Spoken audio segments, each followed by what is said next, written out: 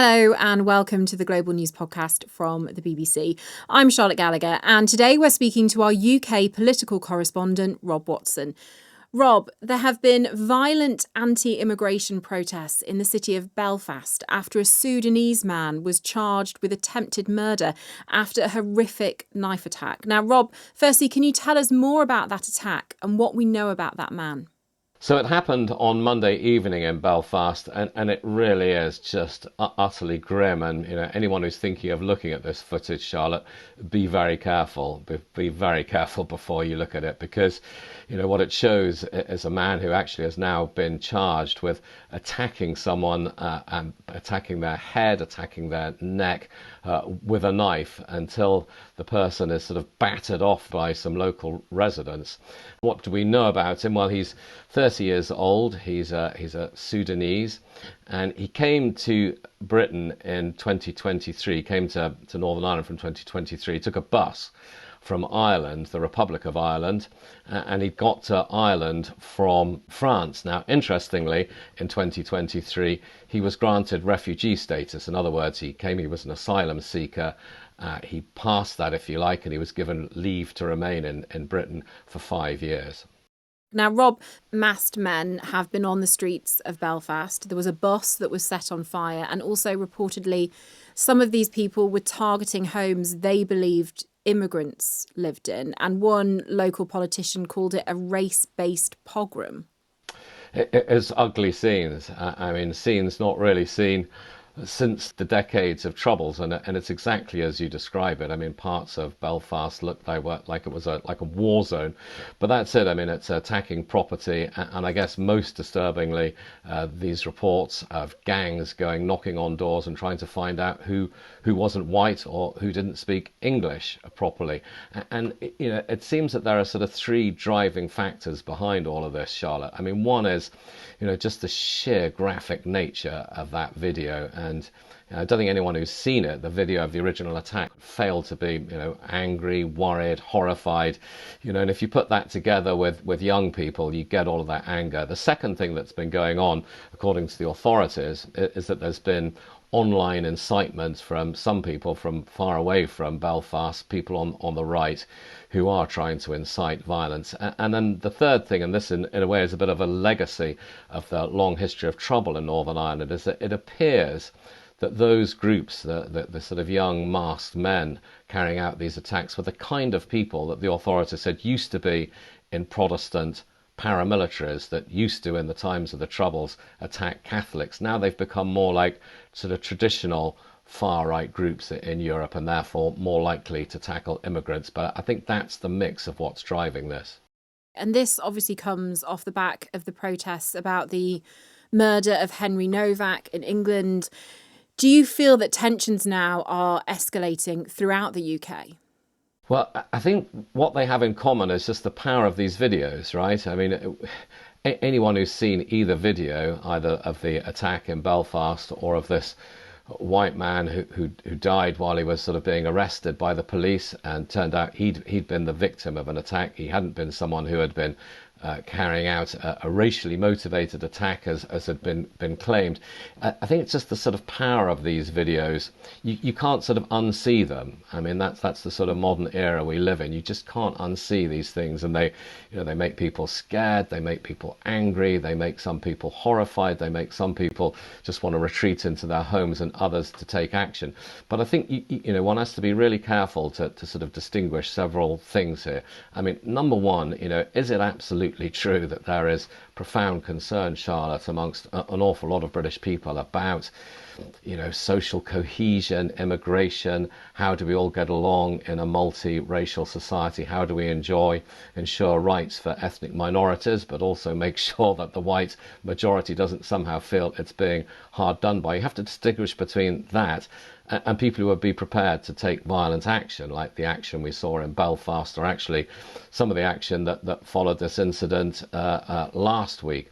And you do have to distinguish between those. And again, I further add that you have to be careful not to underestimate the former. There is genuine concern about immigration and social cohesion. Polling suggests that it's even more important for some people than the economy, and not overestimates that second group, the people who would, be willing to take violent action. We've had the US Vice President J.D. Vance saying that the murder of Henry Nowak was essentially down to immigration. We've also had Elon Musk. He's been calling for protests in Belfast and also stricter immigration controls. Why is the UK and immigration into the UK of such interest to them?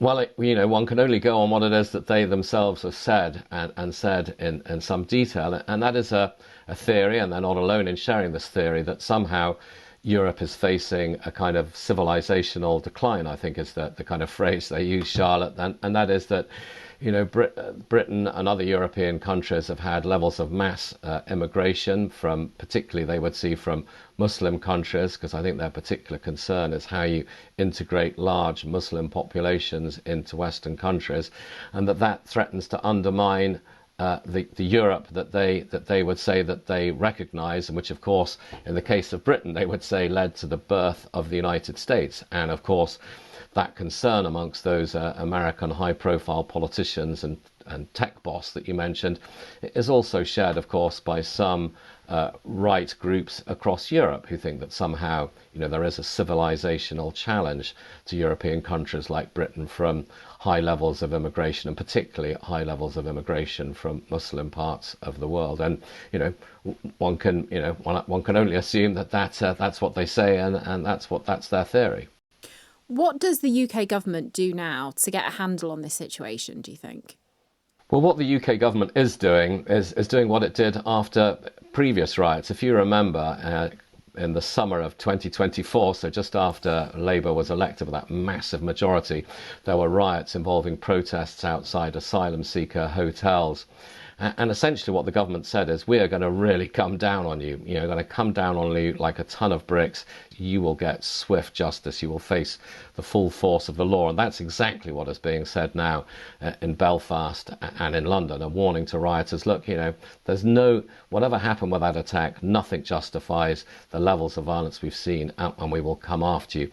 And of course, I think the view is that the government it's understandable that it would say that, and that it should combine that with calls for calm.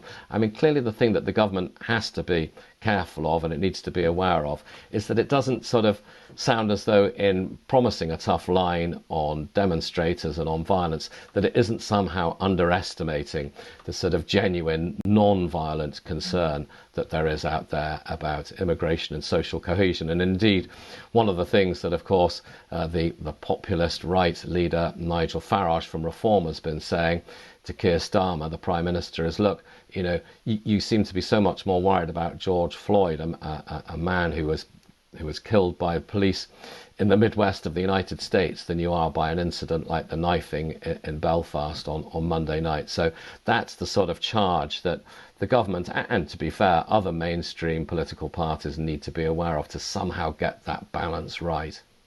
Do you feel they understand, the government, the public concerns about immigration, or some people's concerns about immigration? I think they must do, because the opinion polling could not be clearer. I think the numbers are something like 60% of people are worried about social cohesion and blame that in part on high levels of immigration. So there's no doubt, I don't think, that the government is fully aware of that. I mean, the question is more, what do you do about it? And the government is split. I mean, there's a part of the Labour Party which is traditionally a left of centre party, and which has traditionally managed to get very high levels of support from ethnic minorities. I mean, that has always happened ever since really the Second World War, and since we had mass immigration, they've by and large always tended to support Labour. So it's sort of torn between not wanting to upset, perfectly understandably, the kind of minorities that have always voted for Labour, and also not wanting to somehow, encourage an atmosphere in this country where, if you're not white, you're somehow not welcome, not valued. So balancing that between knowing that an awful lot of other voters, not just for the Labour Party, but for other parties, are genuinely concerned about immigration. And I guess if you zoom out a bit more, Charlotte, this is not just Britain that faces this question. It's lots of other countries, and it goes back to that really, the big obvious question, which is, how do we all get along? right? I mean, how do we all get along in big complex countries like Britain, where you have large populations, they're multiracial, multinational, multicultural, multi-religious, multi-ethnic? How do you find a way where we sort of all get along, we all feel like we belong, that we feel that that there is control of the borders, that people who are concerned about immigration, their concerns are met, while not somehow alienating populations who are already here? Thanks, Rob. That was our UK political correspondent, Rob Watson, and this has been the Global News Podcast. If you would like to hear more, please click the link below. Thanks for watching.